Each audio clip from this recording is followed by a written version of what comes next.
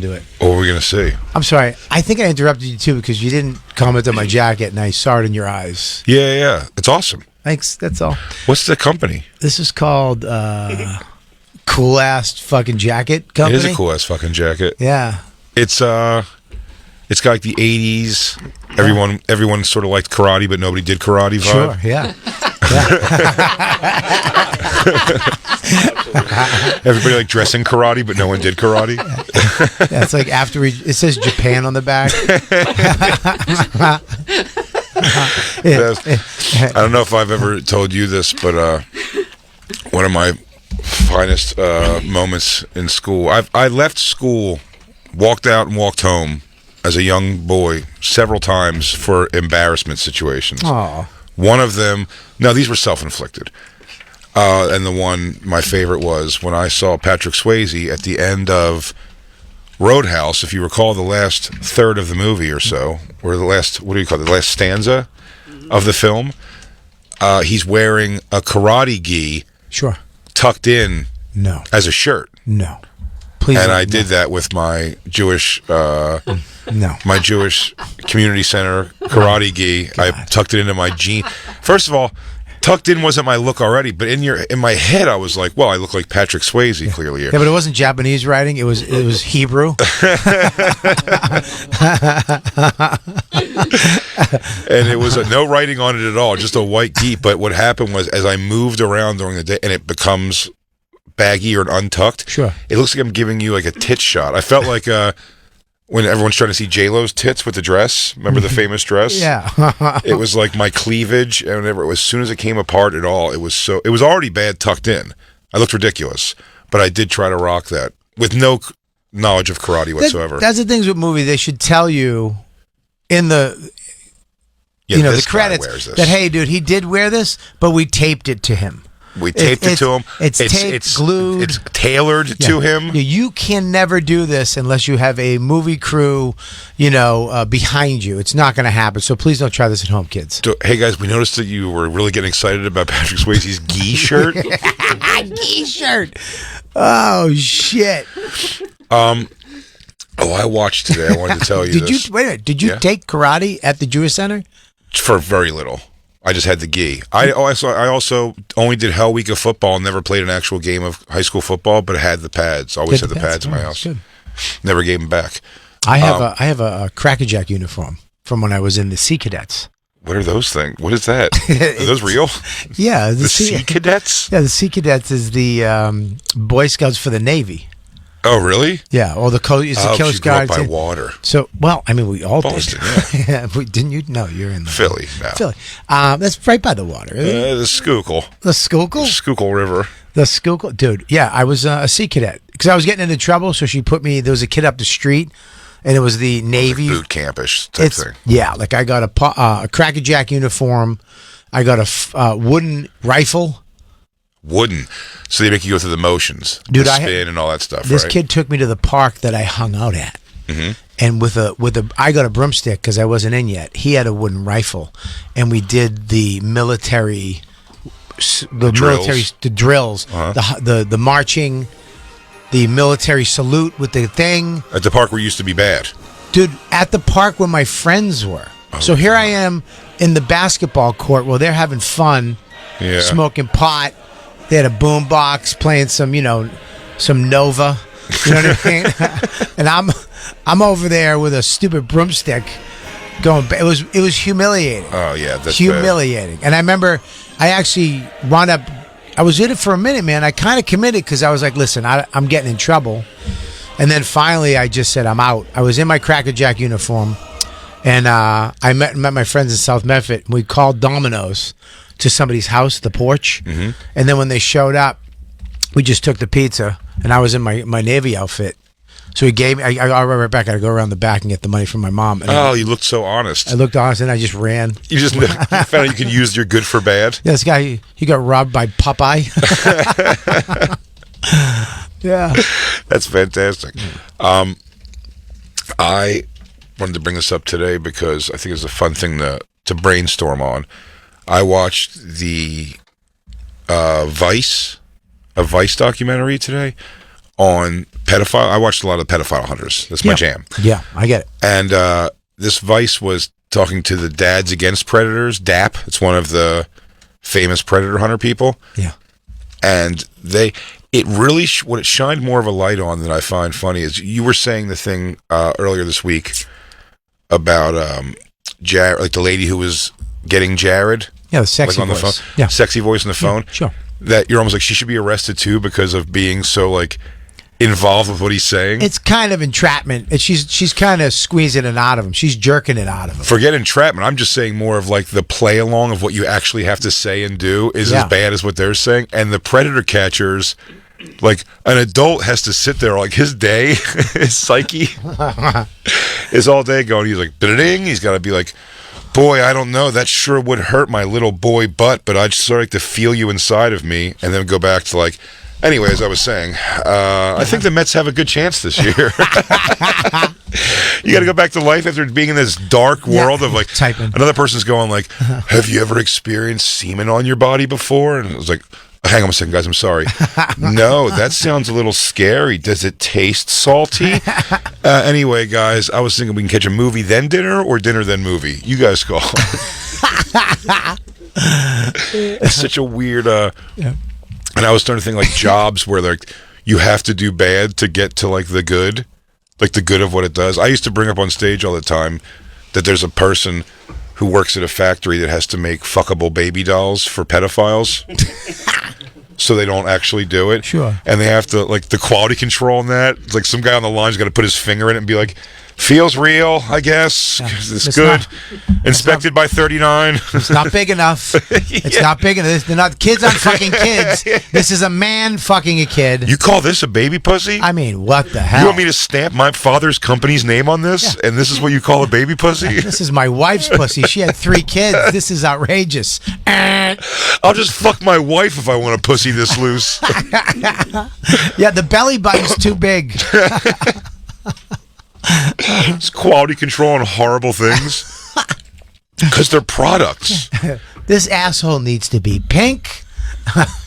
It's not so much the person who has to design the newest and most efficient butt plug. It's the fact that someone all day long is just putting like someone's got to glue that jewel on the back of the butt on every butt plug. Yeah, they have to hold the car. The poor Spanish woman has to just hold this monster dick and then put this jewel. Or just spraying the shellac over the veiny black rod. Yeah, and you can never like take. Like when you work at certain places, you could be like, "Oh, take a couple home." You know what I mean? It's like, I'm good, thanks. All right. I never even used a fleshlight. How many I got of those? I've used them. They're disgusting. Not only they're disgusting, I just don't understand I don't get it. I've never had my cock in rubber, like rubber toys before. It's not bad. It feels good, but here's the problem with it. Mm-hmm. It's a terrible nightmare to clean. Yeah, it's got the cleaning lube thing. And cum all over it, right? Yeah, if they can fix that problem, if they can... Remember that movie with Jack Black where he invented Poop Be Gone? Mm-hmm. If they can do that with jizz, like a little spray, and then your jizz is gone... Yeah, guys will fuck everything. That's why there's no robot. There's no robot because you have to come in the robot and then clean it, and Yeah, you can't short it out. Yeah, it's like my robot will look like Han Solo in carbonite. What if you're a heavy shooter? Ugh. Yeah, if you really lay a batch into a fleshlight. Apparently, you could. There's all they do is add a screw on the bottom. If there's a screw on the bottom. There is, I think, on the fleshlight. I don't think so. Yeah. Is there? Absolutely. And you could take the whole rubber thing out and put it in the dishwasher. Yeah, but it sounds like you're digging a real vagina out of a woman. Yeah. Because you're right, it's got to be stuck there. You're going... It's the grossest. You got to break the suction on 4 sides. You got to break the seal. It's like ripping an octopus off the side of a dinghy. It's disgusting. It's just too much. Like girls have it made. You just put the thing in, and then you spray it down with some stuff. Oh yeah, and you could just you don't really have to put anything inside of you unless you're a real scuzz bucket. And you can't. I have a 9-year-old. I can't just leave it out on the counter like that. No, my kid will be drinking chocolate milk out of it. Well, I get. It's funny. Everybody always meant that's a big part of the complaint of Fleshlight is the cleanup. Yeah. But my Is it kill the whole point of using it at all if you don't? Do you have to cream pie it every time? Yeah. Like, why not pull out? Yeah, you're not making a baby. You get to just complete without going and then pulling out and shooting. It's the sucky part about sex for us is that we're petrified. Women get to orgasm and just let it go because nothing's shooting out of them, right? We have to usually time it to where we're going to hold it and then pull it out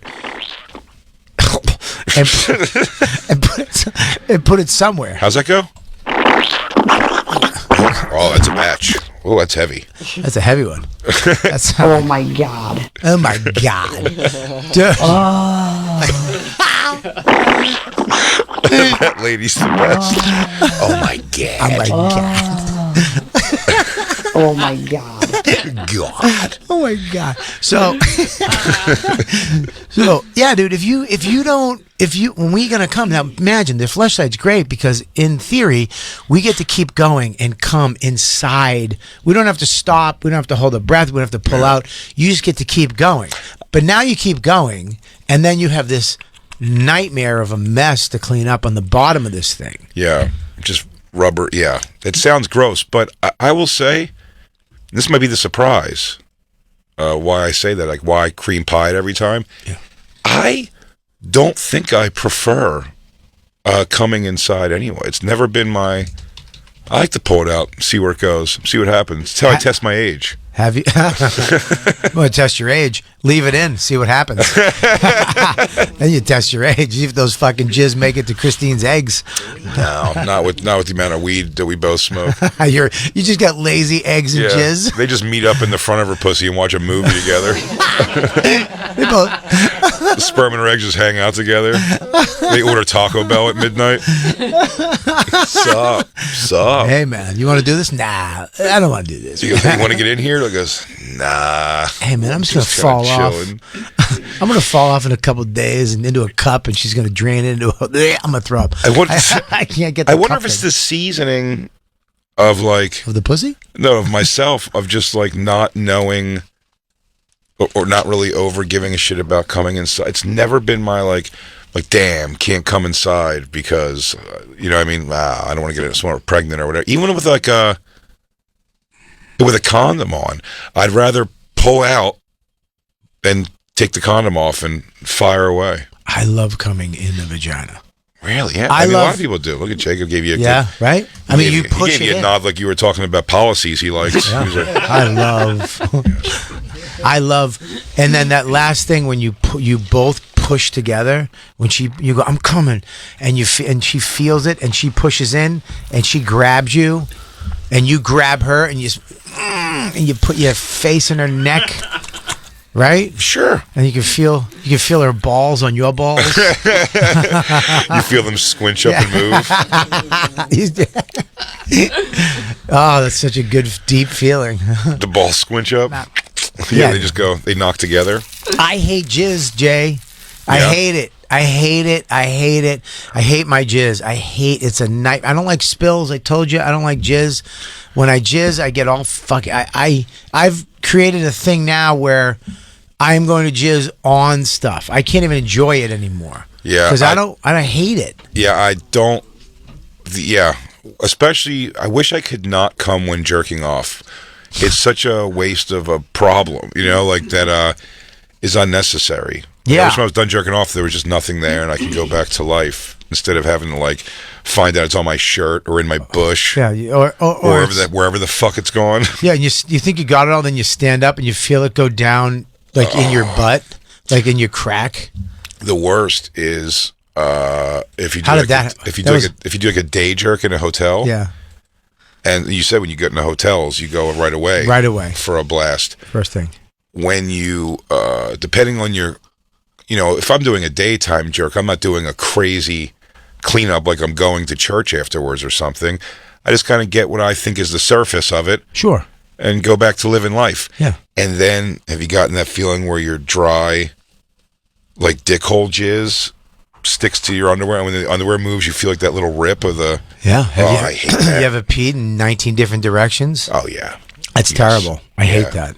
It's all over the place. Yeah. But have you ever? Do you know what I do when that happens? When I'm peeing in two different directions? Yeah. I push hard, and you get to watch the streams come together. Like Ghostbusters. Yeah, like Ghostbusters. The streams. We cross the streams.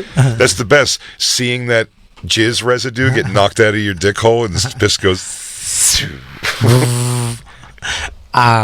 With your combined, I've never had a crazy rogue, but up.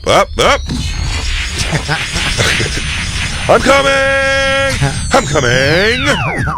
I would love if that was what jizz sounded like. if Back jizz, up. Ho, hey, ho. I'm gonna get you a towel. if it made a noise, that's the other thing. It just makes no noise. Like I wish it made a noise.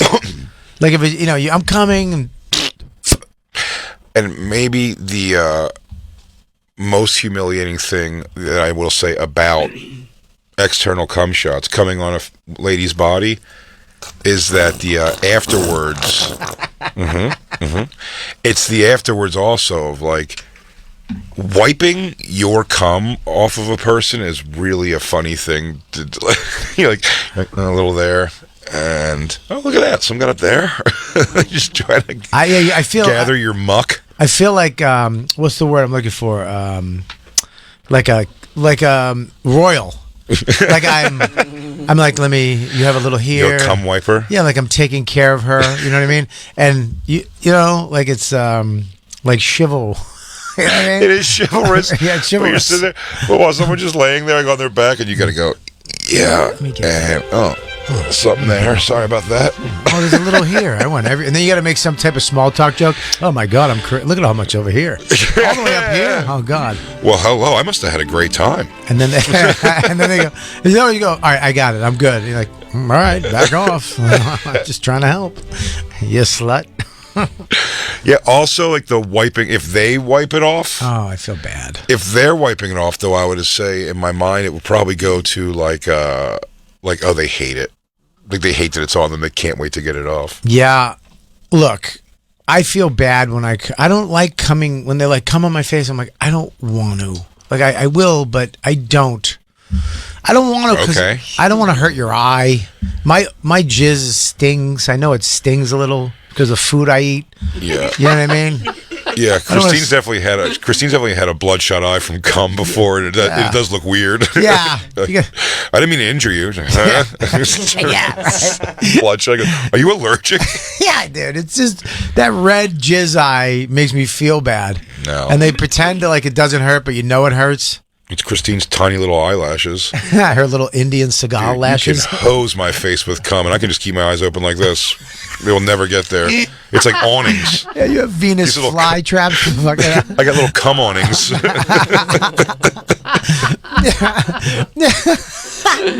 You do whatever you want to my face. It'll slide right off like Rain-X. If you come on my forehead, it runs down my forehead and shoots back out at you. My little cum awnings. I hate it. I don't like doing it in a girl's face. I'd rather do it on your chest or your shoulder. Like mine? On one, not yes, yours. I want to do it on your tits. Okay. I got a nice little area you can run. Definitely take the run down. We should do that one day. Just come at each other and see who's quicker. Who gets to the belly button? Yeah, we race jizz to the belly button. Japan, if you're listening, new game show. Guy comes on a girl's neck. Yeah. Right here, where they have the lack of Adam's apple. It's got to be born women.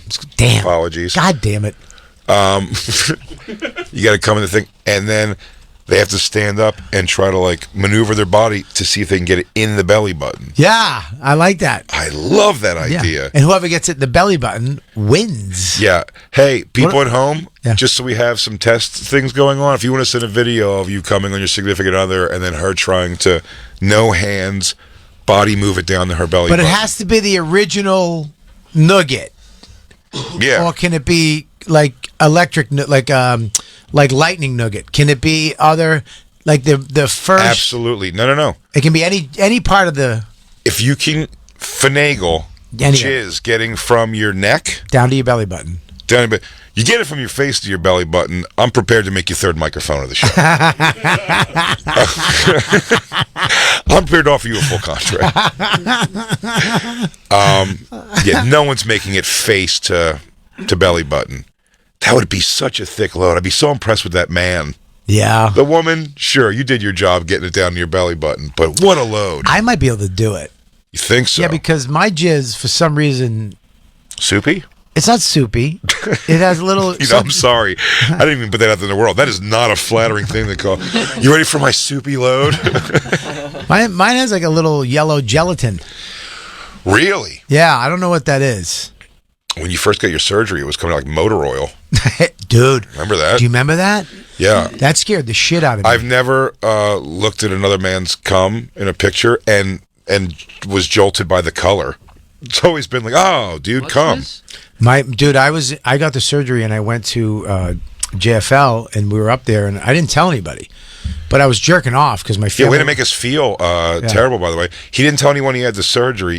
But he did come over to tell us that his dick is shooting out brown, and what should he do about that? I'm like, well, it seems pretty out of nowhere. Yeah. So, the doctor? Yeah, my dick had a demon in it. It was just shooting out black jizz, and I was panicking. I thought because I think the first thing is cancer. I thought they cut me open and released cancer into my Oh, that's my hilarious. body or something. I thought it was and you dying. thought maybe you were shooting the cancer out. I don't know. It's the first thing in black jizz is cancer, and then it's something. Really? Yeah, it's cancer, and then something else. There was some other thing with your asshole Uh-huh. that fucking A is prostate broken. something will make. Yeah, something. Black jizz. Yeah, it was black so jizz. weird. It was bad. It was freaky. It was a lot. It was all black too. Like it was. You would think Yeah. the doctor would say, this might happen. Hey, and keep not an eye have- out. Yeah, not send you home with that. Well, it without sucked. that Yeah. knowledge. Well, I was in another country with black jizz, which is scarier. You know. But it's a country with free health care. Yeah, but you got to wait 6 months. You're not wrong. You're going to be 700th in line with that problem. Everybody else has axe wounds and, broken legs from running on logs or something. I would definitely think a doctor should say, "Hey, you might have brown jizz for a while." Well, it was because of I had so much protein. Protein. If you drink I was drinking all protein, and it made my jizz black. So there you go. That's what it was. It was like 4th on the list or something.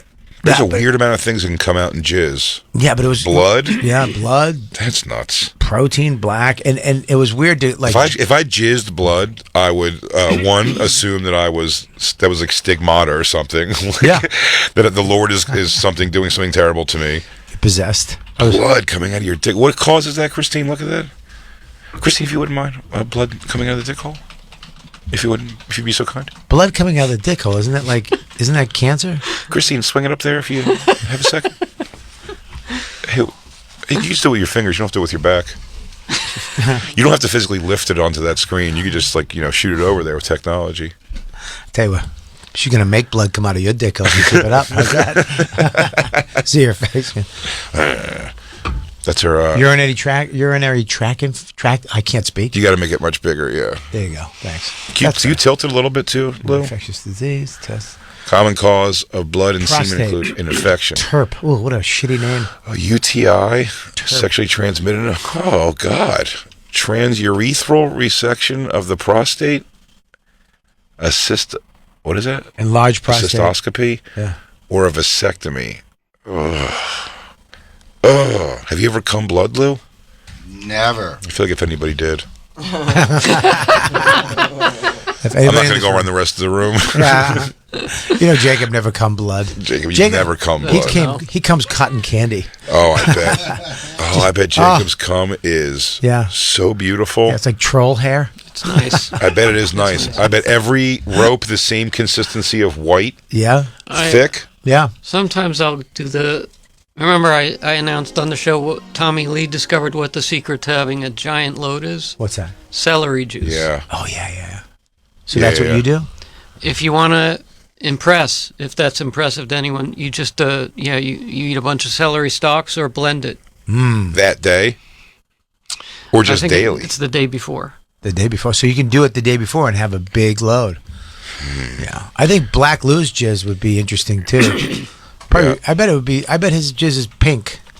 Maybe. Like Hubba Bubba. It's flashy. Yeah. Damn, I want to see a Jacob load so bad now. I don't want to coax it out. Do it. That was creepy. Just, like lay it on a piece of paper for us or something. Construction paper so we can see the different color. Celery or non-celery? No, he's Celery, please. Celery, and I want it on a piece of leather, like classic. I want to get a nice piece of leather, put it down on it. Tell them you're thinking about buying a couch. Get a swatch of leather. Yeah, swatch of leather, but like a light brown. Don't go too crazy. I want to see it. No, not espresso. Yeah, not espresso. Maybe a milk chocolate. Yeah. Milk chocolate. Yeah. I want to see the thing, but you don't want it to be like, if you make the background too dark, then you're overselling the whiteness of it. See if they can stitch camel color. Yeah, camel. okay. Yeah. See if they can stitch a J right at the top of it. Just a nice stitch. Your loading pad? Yeah, loading pad. That's where you jizz. It's like a professional jizz pad from England. Oh, that is imported. It's a jizz pad. A lot of people don't know that. It looks like a leather swatch. Yeah, it would to you. Yeah, it would. Yeah. That would look like that to you, actually. You should get it so it rolls up and it has a leather tie, so you can take it with you on the road. When you go with a hooky, you're like, excuse me, you just take it out, roll it down, and you jizz it on that, and then you hand it to her, madame. I bet Jacob has the ones when it happens, it goes like it fires straight out. Well, like a baby down. snake? Yeah. Damn, I'm so impressed with Jacob's fictitious load in my mind. I bet it. Jacob, I'm so impressed with your load. All your real load can do is disappoint at this point. I'm going to look at that leather swatch you had imported and be like, oh, that's fine. It's a regular round load. That's celery? Okay. All right. I'm not going to make it a weird thing. Totally cool. Is this what you talked about in therapy today? No. So you got emotional. Yeah, dude. I might have to switch therapy to like Wednesday. Well, I can't. I don't know if I can do a come right in double show day. He got me, man. Need a couple hours to think about it. He got me today, bro. Family stuff, personal stuff. Oh, hang on. It was son stuff, dad stuff. Oh, can you play that Cat Stevens song? No. No, just that one. You know what I'm talking about. No. Not the cradle. You're still young. That's your fault. What's that called? Father and son. Yes. Come on. No, just talk about what happened today at therapy. You don't have to cry again. A lot of us have concerns about our children. I would want to see Bobby cry. It was like as an to see that you're in touch with your emotions. It's Alan. I remember Alan when I went to him a couple times, and the first time I went, I cried, and I made the joke in there. I go, did I cry? Did I cry faster or slower than Robert Kelly? And he goes, I won't talk about that. He's so serious. You make jokes at him, he just stays serious. He's like, I won't speak about that. Well, the first time I was in there, I go, okay. he said something. I go, listen, you're not making me into a fucking queer. And he goes, you already are. You're here. He goes, real men don't go to therapy. Yeah.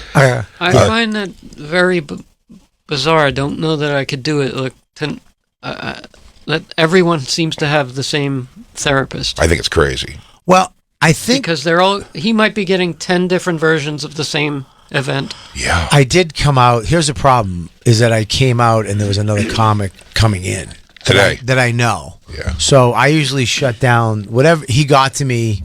He got to me towards the end too, which was nuts. Everything was going great. Yeah. And then? Well, I was talking about how grateful I am right now. But it all started out, all my grateful stuff. I'm very grateful for my family. Like I really love that I have a great family, and I really love my son. Yeah, he's a great kid.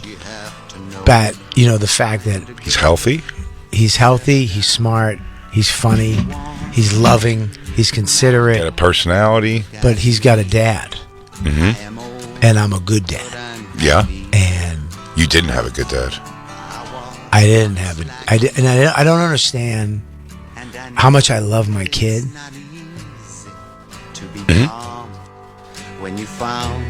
Until I love him so much, and I don't understand why somebody couldn't love me.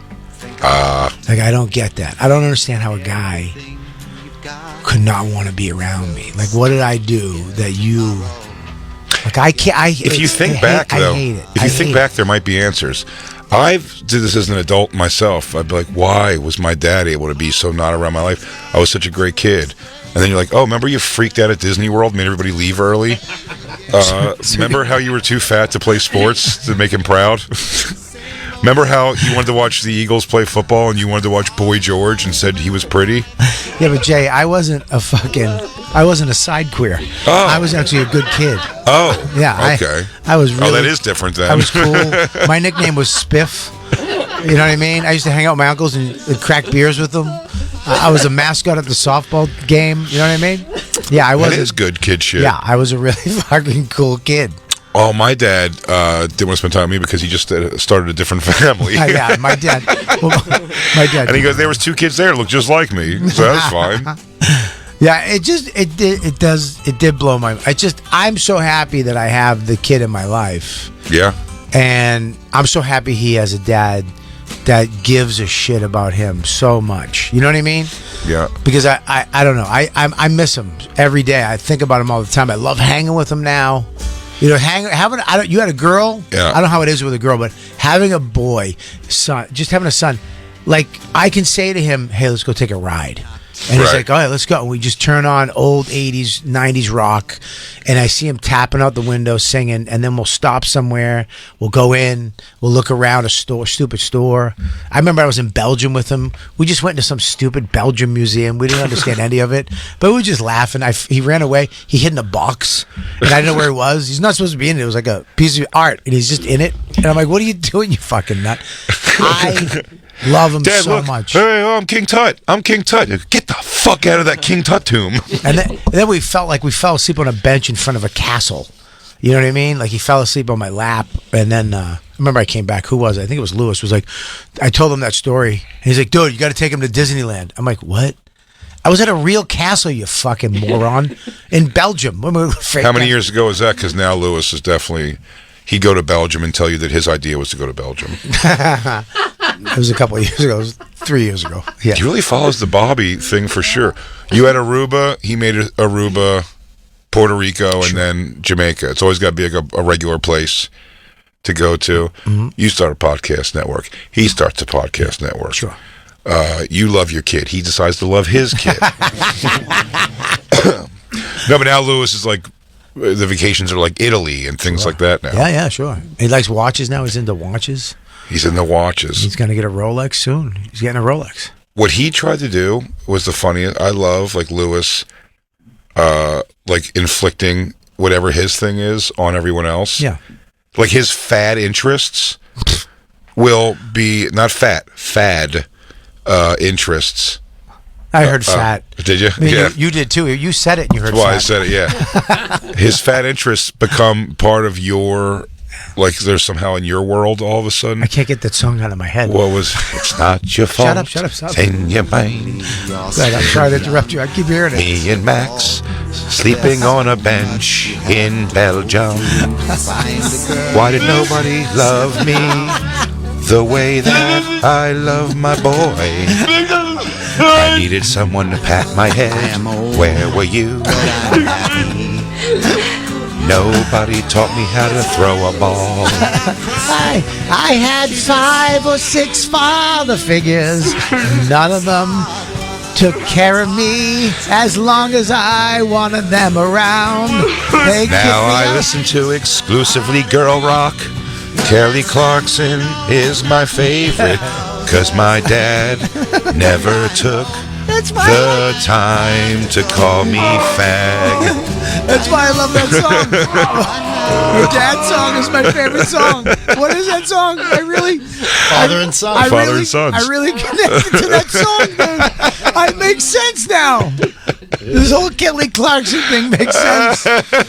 Oh my God. Now I love girls who rock. No, it doesn't. Why did he not stick around? You like girls who rock because they didn't have fathers either, probably. Yeah. Even if he would have just stuck around and molested you, at least he would have showed he cared about something. You know what I mean? Dude. It's funny. Yeah, Max doesn't cry either. That's the thing. Like I watch The Good Doctor. I'm done. Yeah. Like I cry at everything. He'll look at me like, Dad. Like I'm kind of afraid. Isabella is not a hyper emotional kid either. It's so funny. I have to see the emotion behind what she's actually saying. And that was in the car was the funniest when she said, she goes, Dad, for the first time ever in 20 years, she goes, Dad, are you ever going to like try to quit smoking or something? Like she said it like that. You going to try to quit smoking or something? And I was like, you're so worried about your papa. You don't want me to go anywhere. And then you want me to be okay. And she's like, okay. She's like, I was just asking. No, it is cool. Having a daughter is great in so many ways too. The worries are different for sure. But at 20 years old, or 21 she's going to be soon, you know what I mean? It's kind of cool having like an adult that I do. That same thing, I can go with Isabella and just be like, let's go dick around today and do whatever. Yeah. I love it. It's great. She was at Skankfest. Yeah, but what is funny about these moments and the crying and stuff like that is just like getting mad at like this, you know what I mean? Like, shut the fuck up, Max. Please. Stop singing that song over and over again, you know? He's like, whatever, Dad. You're like, no, whatever, Dad. I'm telling you to do something. It's your time, not your fault. Yeah, dude. It's fucking... I don't know, dude. I Jacob's think I'm bored because his dad loves him. Yeah, he can tell he get loved. Yeah, not the rest of us. Black Lou had to fight his own father, to fist fight his own dad. Did you fight your own dad? Absolutely. Really? That entire story you just told had me tearing up. Oh, Bubba. I don't go to therapy, but I feel exactly the same way you do. It sucks, right? It sucks. Like, you're a great person. I know you. And you're such a sweet human being. Well, he's turned it around. The fact that I love in Jay's life, we're all just shithead kids that we deserved it. I love that he's giving all the dads an out. Like, nah, Bobby, you're a piece of shit. You're too sensitive. Who wants to be around you? Yeah. Oh, your dad probably wanted to hang out with dudes. Sometimes when I come to the studio early, Jacob's talking to his dad, and they just love each other so much, it really is to me. I want you to do something in the phone right now. Take my number and put Dad Kelly. Next time that happens, you call me. All right? Okay. And I'll just say father things to you. I'm going to do this. Ready? Pretend like you're calling me right now. Go ahead, call me. Hey, Bobby. Hey, what's up, son? How you doing, pal? Hanging in there. Went out to play catch with Hendrix today. It was awesome. I love it. I want to come over soon. What are you doing this weekend? We should get together. Yeah, man, we should play catch. I've actually never done that before. Hey, you know what we should do this weekend? We'll go to the park. We'll get the gloves. I'll make some of those sandwiches you like. Yeah? The PBJ with the banana. Right? Coming up top. PBJ banana. I'm not ready. Damn. Get rid of my hoagie gun? And we'll play a little basketball, huh? Sounds good to me. Okay, don't make it racial. What am I supposed to do? I don't know. We'll do that. We'll barbecue in the park the way you people like. I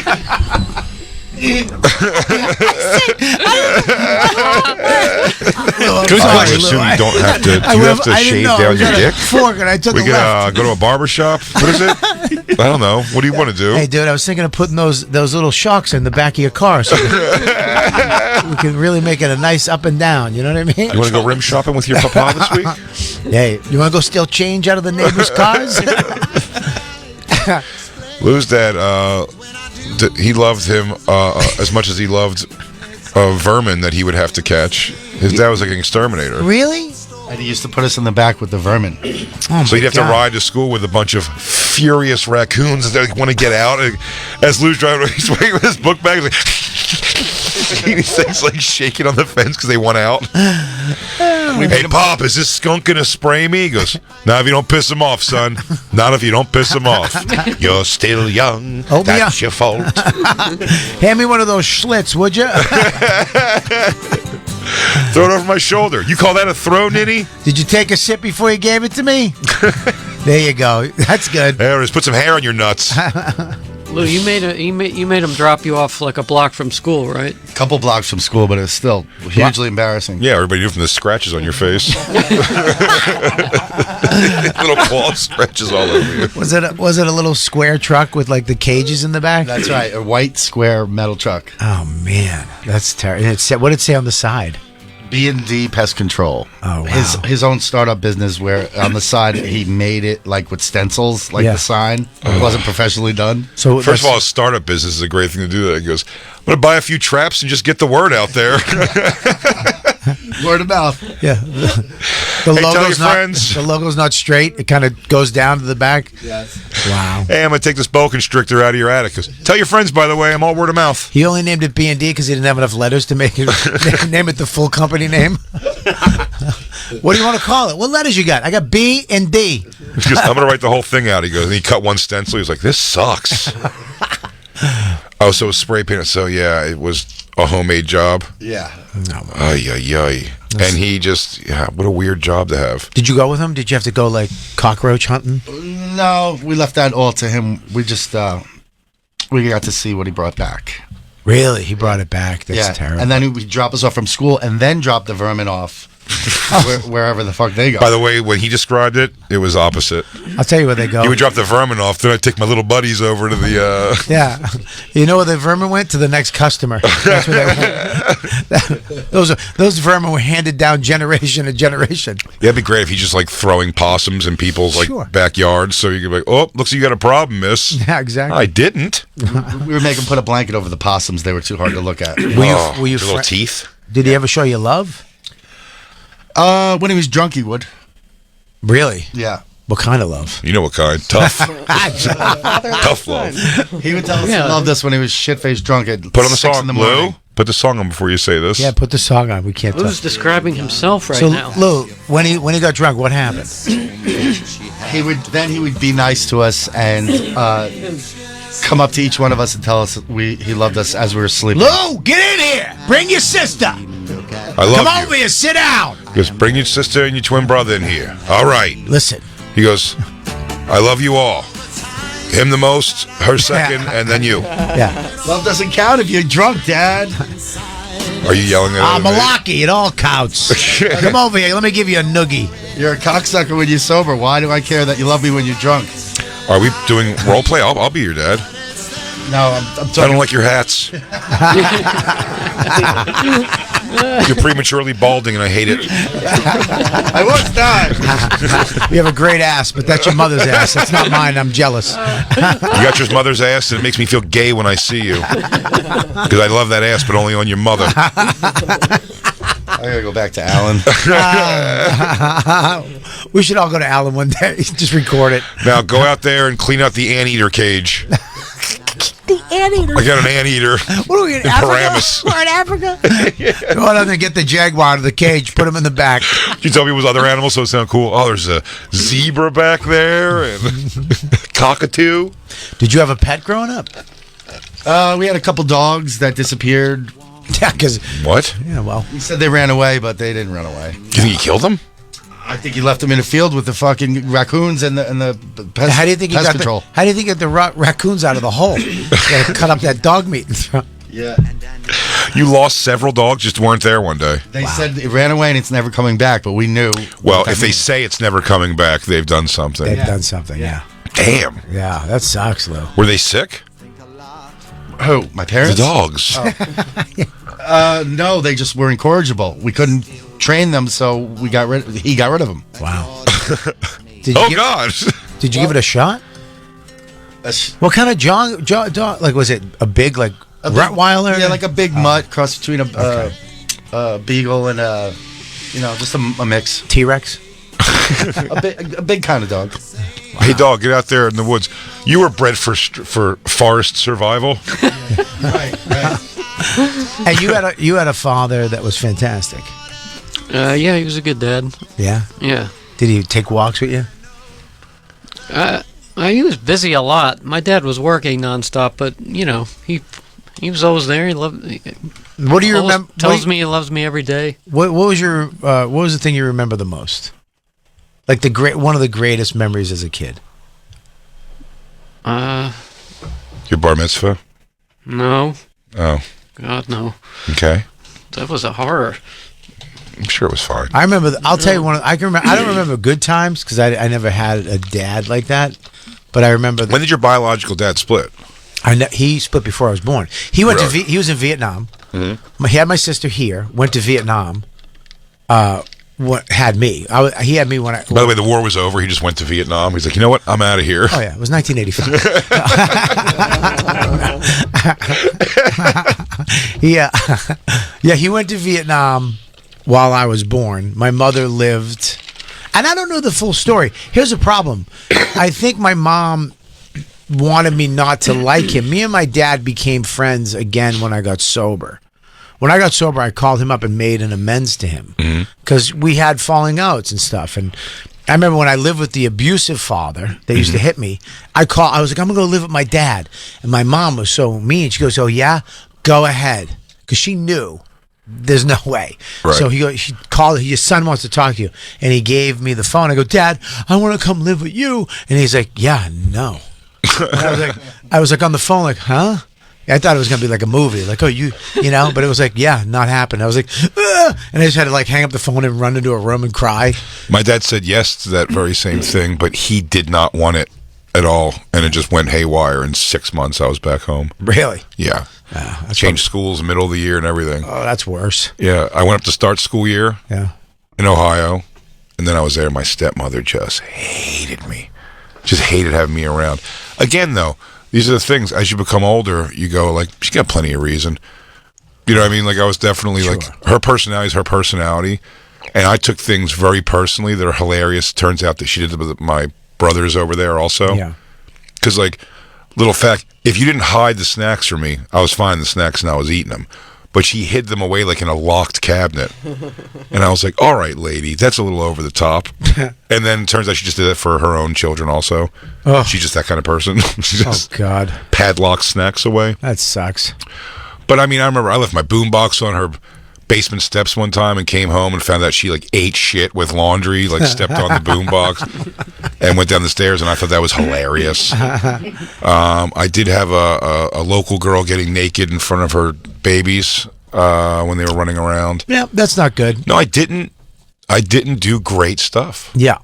I did, like, again, I can But also, at 11 years old, though, she was already, like, she just didn't like that I, like, she has to deal with someone else's thing. Well, I was terrible. At 11, I was going rogue, too. Yeah. But me and my dad, though, he never really knew me, but he came back from Vietnam. I don't know, something happened with him and my mom. Mm-hmm. I don't know the real story, but I think my mom started seeing, I don't know, maybe seeing somebody else, and he came back, and he was a little fucked up on drugs. A lot of those guys came back fucked up, and that was it. So I think he just called it quits, and he met somebody else, had another life, had another kid. But we hooked up when I got sober and became friends again, and we were hanging out. I mean, my dad gave me some of the greatest advice I ever got, relationship advice ever. I had a girl that wanted me to piss on her. She was really, I want you to pee on me. And I was like, I don't know. Like, my dad called, and I go, hey, dude, can I ask you a question? And he's like, what's up? I go, this girl wants me to piss on her. What do I do? And he's like, I finally come back in your life, and this is the first question you ask me? he goes, well, listen, I wouldn't drink a gallon of water and muster up a piss, but I had to go. Sure, piss on her if that's what she wants. I was like, that's why you need a dad. Yeah. That's what a dad is good for. Those little decisions where you're like, don't do that. Yeah, don't get too deep in that dark world, but take a piss on the girl. If you have to. Don't muster it up, you weirdo. But if you got to piss. Don't pound water to take a piss, but if you got to piss, she's there. That's a great father. And I was like, thanks, Dad. Like, I got that out of him. You know what I mean? I can pass that on to Max someday. Man, telling a girl. Hopefully some girl wants me to. It's a hard thing to pass on to a son is the idea of turning a girl to, I'm trying to think of something I've turned a girl, like, I'm into this, and I'd be like, I won't even try that. Right. It's got to be something. No one's ever really asked to, like, fuck my ass with anything. I had that. You had it. I had a girl. Was she asked you mean? She's like, I want to fuck you. And I was like, okay. And she's like, no. I don't know if I want to get a strap on and fuck you in the ass. I went, oh no, I got you the first time. I said yes. I don't. You're over explaining yourself. I don't. You know, all this chit chat's really cutting away from the fucking my ass time. Are we gonna squawk all day, or are we gonna get to fucking? Oh, I heard you. You're already bending over. I done heard you. Now get to it. But then she's like, all right, well, give me the money. I'll go get one. I'm like, I'm not paying. I'll go halvesies. I'm not. No. I didn't have money at the time too. It was like when I was back in Boston. It's also you don't pay You're a handsome man. You don't pay to have your ass fucked. You come with the equipment. You want to fuck my ass, bitch. I'm not paying full price on an abortion with you. Never mind a dildo. And then she's like, "Well, I'm picking it." I'm like, "That you're wrong again. I'm not. I don't want the dick you want. You got to have my dick or lower." Oh, see, I would say you could pick the dick, No. but you're not going to pick the amount I take. yeah, but dude, come here with a 2-footer if you want, but I'm telling you, only a few inches are going in. yeah, it's going. Ow. It's going to be an unsatisfying visual for you when you find out that I am very shallow back there. I'm pretty sure, and this might be a fact. I'm pretty sure that in your asshole, your dick will fit. Like you can Perfectly. Yeah, I think that's a fact. I think that's your asshole is made for your dick. Like if you took your dick and put it in your asshole, it would fit automatically. I wish I could plug it in like I'm putting a gas pump away. Have you ever tried to mush Plug it into myself at the end of the night so there's no leakage. You ever try to mush the head of your dick into your asshole? It's never gotten anywhere close to reaching my asshole. My asshole's too far from where my dick's going to hit. Got a lot of ball. I'll tell you what I've enjoyed more as I'm older is whacking off in a hotel, legs pretty wide on a warm day, and feeling as I jerk my balls banging into my asshole. Huh. Don't mind that at all. Yeah. Don't have a problem with that. I like getting fully naked in a bed now too. Like I like masturbating fully naked. No, not me. I like I it. still have to see myself. I like it. I like your knees are up, right? Your knees are up. Yeah, I'll go knees. Yeah. Not even knees. You're on your stomach, right? I do more of like a butterfly thing. What? It's probably like, it's sort of like this. Oh, Like yeah. I'm going like this. Yeah. Okay. And pounding like that. I do more. A beautiful butterfly. I do this. Uh-huh. I'll do this. But your feet are planted more. My feet are planted. And you're okay. Yeah, I'll do that. Oh yeah, no, I touch my tootsies at the bottom like that. Yeah. And then I have a nice diamond, and I have a little area to work with here. I like the diamond. I like that. That's nice. It's not bad. Yeah, it's nice. I like that. It's comfortable. It's not bad. It is a position though where you have to commit. You have to go underwear around the ankles though. You can't. Or you're stretching your underwear. It's fighting you too much over here. Yeah, I like that. I like that. I like the underwear on the ankles once in a while, but I feel like if something I don't like happened, getting naked to jerk off because then unless I'm going to go right to sleep. Because if not, right, like getting up and flipping over. One, there's always a little extra batch in there. There's always an extra squeeze that you forgot for some reason. Sure. And then when I crumple my fat body up to get off the bed, that's what's going to happen. It's going to stick to the under. You know what I mean? I take everything off because when I leave the underwear around my ankles and I have to pull them back up, I feel like a slut. I feel like whorish. Like I feel like when I leave, I just. So I had to pull them up fast, and like my hoodie is tucked into my shorts or my underwear because I was just trying to quickly pull them up. Yeah, I do it. I take them all off, and then I fall asleep in the bed, and whatever is in the bed is in the bed. I don't know because it's white. Oh, Just to agreed. To show you how, because I think I'm with you about jerking off in a hotel room. Something special about it, but. Just to reiterate how shitty the Plaza was, I thought, look, I didn't jerk off. My jizz was like too classy for that shithole room. I agree. You didn't jerk off in the Plaza? Really? Disgusting. He was worried his cum would clean the place up too much and not have it as a complaints matter. But did you bring your 1876 leather jizz collector with you? Oh, not at the time. No. See, that's the problem. You can bring that with you. You can jizz anywhere. Christine, can we find anything where we could maybe pick a leather swatch from? I'm sure there's Amazon. Actually, you can order a leather swatch. I have leather people follow me. Can you make leather? Yeah, we can have a leather man. We know some leathersmiths. I think it would kind of taper off, like kind of on the back side and the top side. You know what I mean? Kind of like almost like a piece of wood, like a rogue piece of seawood. Okay. Yeah. And Now then we we're can talking. roll it up, and with a nice J on it, and then we have little spots, like a big little sewed in things for you to hit, like kind of I'm aim. not hating this. Well, here's what I'd like to. I'd like to maybe have some hash marks. Yeah.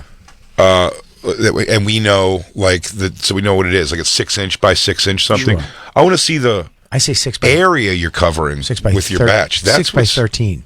6 by 13. Sure, because you're gonna give them a little wide berth. 6 inches is nice. Sure. And then some shooting distance. Yeah, it's nothing. You get a little leather cleaner, a little Luxor leather cleaner. Yeah, we it'll can be fine. roll it up, have a little leather tie that's attached to it, right? I like it. And then what's going to happen? Yeah, you like you unfurl it like that, and then you. Hear ye, hear ye.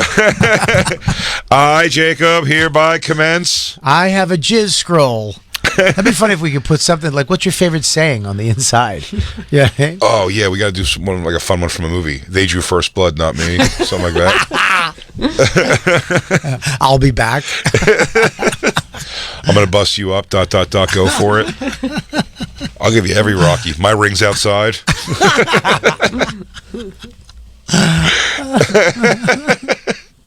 You knocked him down. Why don't you try knocking me down, though? I love that you did it in regular guy voice.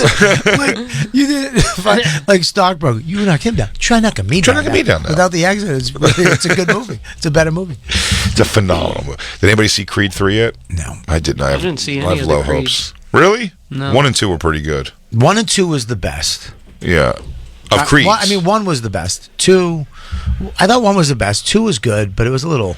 It's just in the world. The problem is, it's the world of organized professional boxing, and the matchmakers in this boxing commission are laughably. They'll put together anything. Yeah. That's what I mean. Like, so a matchmaker would definitely go like, I don't think it's safe to have this guy fight the son of the man who killed his father. Doesn't make sense. You know what I mean? We shouldn't do it. I know it sells tickets, but like it just seems like there's too much emotion attached to it. He coldly murdered his father in the ring. Yeah. I'm worried about revenge, vigilantism, and then but that was the thing with Rocky 4. We said it 1,000 times. He kills Apollo Creed, and then he's like, I have to go professionally fight this guy now. I have to go get involved in it would be a better story if your friend got killed in the boxing ring and then you aggressively murdered the guy who did it, and then that's like a story of Rocky going to jail or something. Like, all right, I'm going to train so hopefully this guy doesn't murder me also, in front of my child. Good Lord. I just think too. There's no weight class. Like, who is he fighting in? So what is Creed 3? He's is he fighting Clubber Creed Lang's 3, kid? No. Creed 3 is his friend that went to jail back in the day. He didn't get caught. His friend wound up doing time, and then he comes out after all this time, and he's Creed. He's a millionaire. He's got all this money, and he's like, "What about me, dude? I went to jail for you, bitch. You should have been there. I should have been where you're at." And it's Creed 3, so they're doing Rocky 3. Right. This is like the tougher, actual, like harder life guy, like coming back, like Clubber Lang. Yeah, yep. I would Clubber Lang for the want next to see generation. a Clubber Lang today. Yeah, I wish it was Clubber Lang, like Junior. I wish the character. Yeah. I would have been fine with it just being Clubber Lang's son instead of just making it not his son. You know what I mean? Like, give me the goofy satisfactions, if anything else. You know what I mean? Mm-hmm. You find out like yeah. If it was, out Adrian was cheating on him the whole time. Like, while he's yelling, "Yo, Adrian, I did it." She just comes up. She's like, "Did he win?" Yeah. She's blown. Hey, woman. Remember when he said that? They just show the second part of that where she does meet him at the house later. Yeah. She takes her little beret off and sucks his dick. Ray Gordon, great comic from Philadelphia, used to have a bit about that. When I first started comedy, it made me laugh about that. When he goes, "Hey, pretty lady," to Adrian. "Hey, pretty lady." He goes, "Yeah, you need a real man." He goes, "Why don't you come up to my apartment tonight? I'll show you what a real man is." He just kept pointing out. He goes, "Come over to my apartment." It's such a cocky. Yeah. Like, she lives in a mansion. Yeah. With a choo-choo train that takes her from room to room and a robot that understands birthdays. But if you look at her face, she wanted it. If you see that clip, she puts her head down like, That's why Rocky gets mad. "You're not fucking a black guy? Are you out of your mind?" The deal is we do it at our house and Rocky watches. And he has to suck your dick at the end. He does cleanup afterwards. Yeah. While Polly finger fucks the robot. Happy birthday, Polly. Yeah, it's when he says, and she puts her head down, it's kind of, is she into it, or what is that? Like, Dawn would have been like, "Fuck you, I'm not going to your house, you piece of shit. You black motherfucker." Baby, don't make it racial. Like, we're on public. We're very public. Don't make this racial. All right, we're going to take a quick break here. We're hanging out. It's just a family day in here today, everyone. It's the Bonfire. The Bennington Show, now on weekdays at noon. My husband and I were discussing this, and he was like, no one won. It's going to be $1 billion. And I said, I don't want it. It would make me uncomfortable to have $1 billion. Why? Some million sounds pretty You know nice. what you could do? Let your father manage it. The way Brittany's father managed everything for her. I'm not being a conservatorship. No, here's the thing. You will be in a conservatorship. The Bennington Show, now on weekdays at noon East and available anytime on the SiriusXM app. Hits One is where you find who's popping now.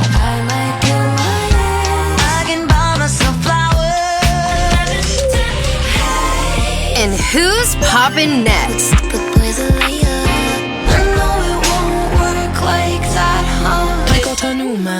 It's about to get sweaty. Pop your mood with channels for discovery, your workouts, or top hits exclusively on the SXM app. Available anytime and anywhere. Just search Hits One. Tens of thousands affected by the toxic water at Camp Lejeune are left with death, cancer, Parkinson's, dementia, birth defects, and other serious illnesses. And along with the harm, so many worries. My family drank the Camp Lejeune water. What if our health gets worse and we need more financial help? How do I protect my VA benefits and get the compensation I deserve and need? The answer is simple. Call James Harris Law, the experienced, trusted law firm that can get you significant compensation while protecting all your VA benefits. We're already fighting for hundreds of Marines, families, and civilians who drank Camp Lejeune water. But if you miss the deadline, you could forever lose your right to the justice you deserve. So call our Camp Lejeune legal helpline now. Now may be your last chance to receive full compensation. Don't delay. Call 800-243-9191. That's 800-243-9191. 800-243-9191. Ad paid for by Anthem Tax Services. Attention! If you or your business is behind in filing your tax returns, or if you owe over $10,000 in back taxes to the IRS, please listen carefully. The IRS does not joke around and will not stop their collection efforts. If you're tired of the IRS letters, levies, liens, or wage garnishments and would like to get a fresh start, we can help. Due to the financial hardships in the country, the IRS is making it easier than ever to settle tax problems. For those who owe more than $10,000, we can settle your delinquent tax problems and all collections and may even reduce your back taxes significantly. Even if you can't afford to pay your back taxes, you can still get the help you need. We've helped thousands of taxpayers just like you, but you must call 800-853-1277 today to stop your tax problem from getting worse. The information is free and the help is real. Call 800-853-1277. That's 800-853-1277. Again, 800-853-1277. Individual rates, coverage offerings, and savings may vary. Subject to terms and conditions. Not available in all areas. Actual Pi customer. The other workers' comp insurance company, they were going to reclassify our business, and then they were going to charge me $50,000. Meet Natalie, owner of the carpentry shop. Shocked by an unexpected bill, she knew it was time to switch her workers' comp provider. That's when she found Pi Insurance. When we got the quote back from Pi, it was a sigh of relief. They put us in a policy where we fit. Is your small business overpaying for workers' comp insurance? See how much you could save at saveonpi.com. Plus, when you sign up for pay-as-you-go billing, your premium is based on your actual payroll, not an estimate. So your workers' comp audit experience is simplified. I'm grateful that there's a company out there that's willing to insure us little guys because every dollar counts. With Pi Insurance, you get pricing and coverage made for small businesses. What are you waiting for? Ask your agent for Pi or get a quote in 3 minutes at saveonpi.com. That's saveonpie.com. And now back to the bonfire with Big J. Oakerson and Robert Kelly. I remember that in Rocky 3, that scene used to scare me when he gets mad and throws the helmet at his own statue. The way the music ramps up would make me so scared. And now that statue is such just a hilarious beacon of Philadelphia. That's one of the best. Really? I've never seen the statue. It's pretty great. That's my favorite thing personally of the Bill Burr, the famous Bill Burr rant at the O&A shows. It doesn't suck that just the times we were in is there's just no good video recording of it at all. It's just a blurry mess. I think I'm the one. I had one of those first video phones. Yeah. The flip phones. Mm-hmm. I think I took that video. It's so bad. I think I took that video and it was on a pure blur. Yeah, it was because it was on a flip phone. It was I took it from a side stage or somewhere And I gave somebody, one of the O&A motherfuckers was like, give me that. And I took it, gave it to him. But yeah, it was to be there and watch it. The build up to it was so fucking, it was like watching your team win the Super Bowl. It was like Patrice killed and then Dom Herrera to the roughie after or something. Voss went out, got him, killed. I went out and killed. Patrice went out and killed. Dom took a hot one.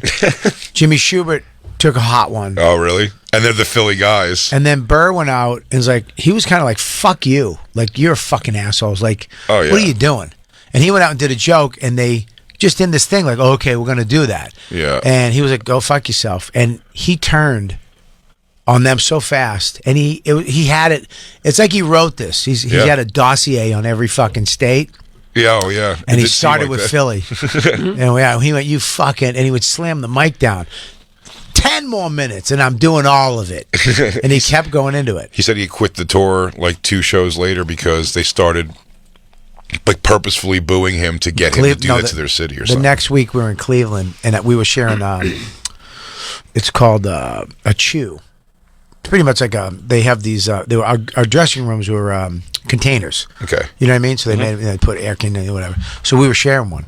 And then he went out and they tried to replicate what Philly did. Yeah. And I remember I went back to our dressing room, it was trashed.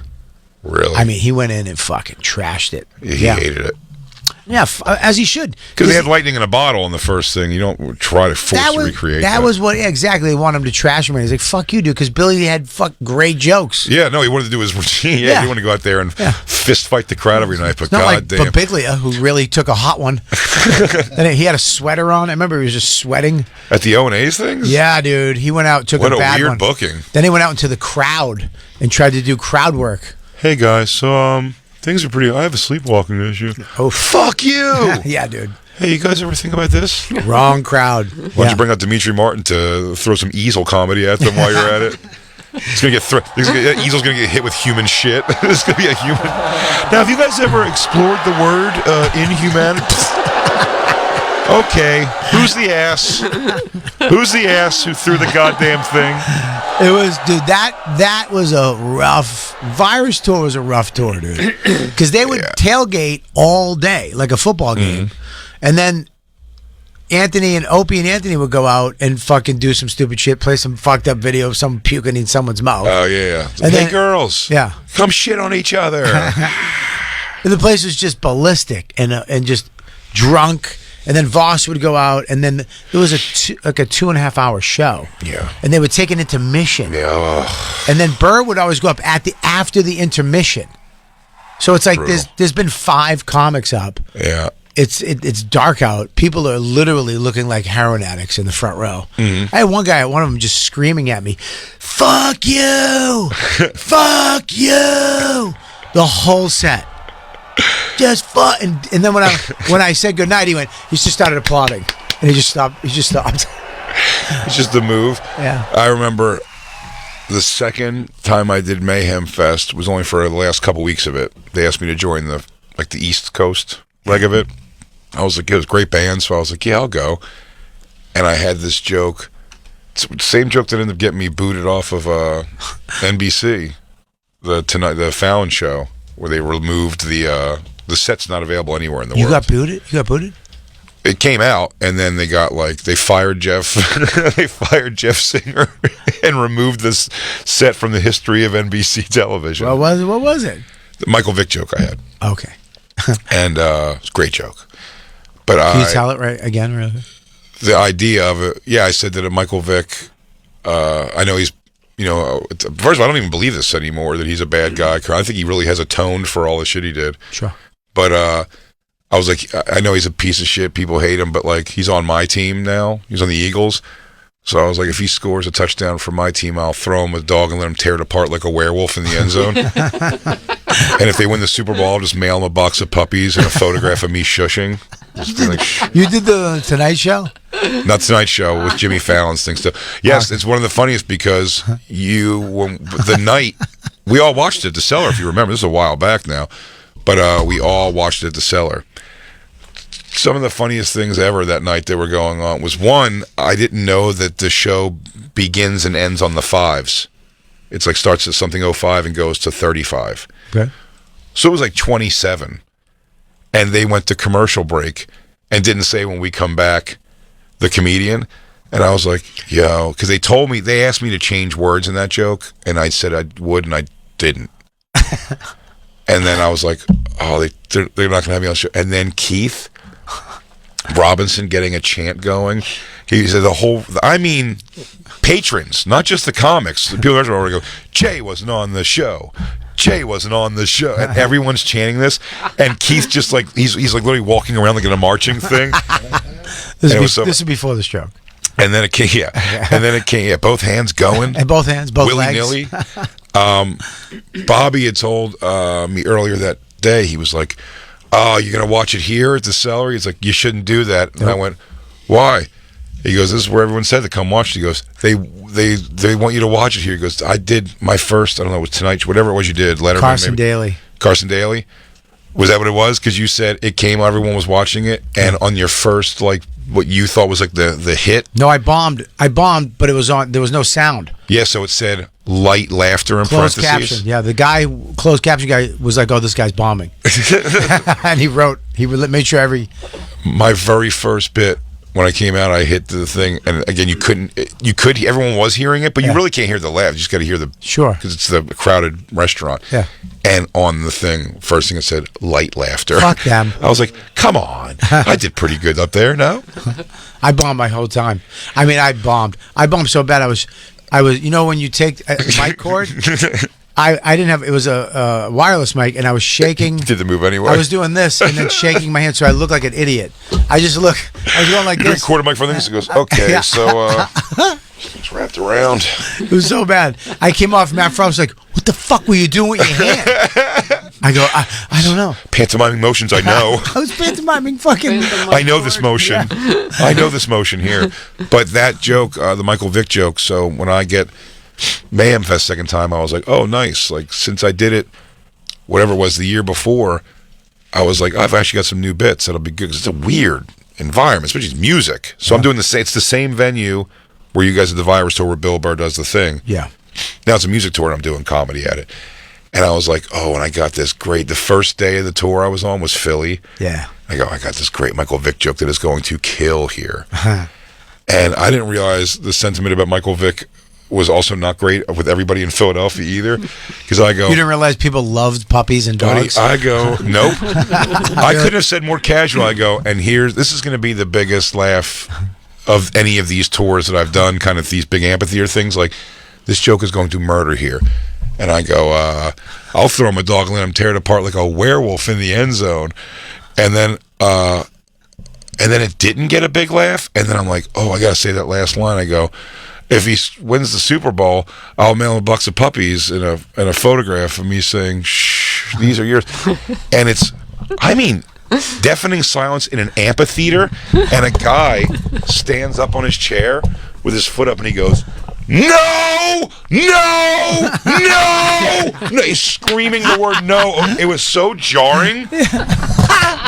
And I went, this guy is, guess you're not an Eagles fan, buddy? Yeah, and I was like, I couldn't wait to get off fast enough. He's an Eagles fan. He's just not. He's a better puppy fan. Christine watched. I had, after that, I batted around that was the first thing. I was jumping on the tour bus. Yeah. Lewis, Dave went with me. We all came down there, and I really, that night was like, I might just get my bag and go in your car and just walk away from this whole thing. And everyone's like, no, dude, you got to do it. I'm like, I don't want. That was so bad. Yeah. It was so jarring. Did you stop doing that joke? On that tour? You kept doing it? Yes, and it was fine. Philly was the place where I was so scary when that guy got. He was like, no. It was the most, like, it drew everyone. 18,000 people's attention were drawn to this. That'd be funny if one of his dogs was one of the dogs that got killed. That's why. Sir, maybe your dog should have been a better fighter. Yeah. Don't blame that on me. Such a pussy dog. Yeah, I'm sorry your dog's such a fucking pussy. No. It was so stern. Remember that? Oy, oy, oy. I was like, I think I'm going to leave. I don't want to do this anymore. It was so weird. And then leaving on again, those things where you're like, in the middle of nowhere. I could not make friends with any rock stars on that one at all. All 9 members of Slipknot, not one of them was like, "Hey, I'm interested about you." That was the one with As I Lay Dying, right? Yeah. Yeah, they were assholes. They were assholes. They were that's before a band that was like technically like a religious band. They were kind of mean on the tour, and I remember I was doing CrossFit at the time. Right.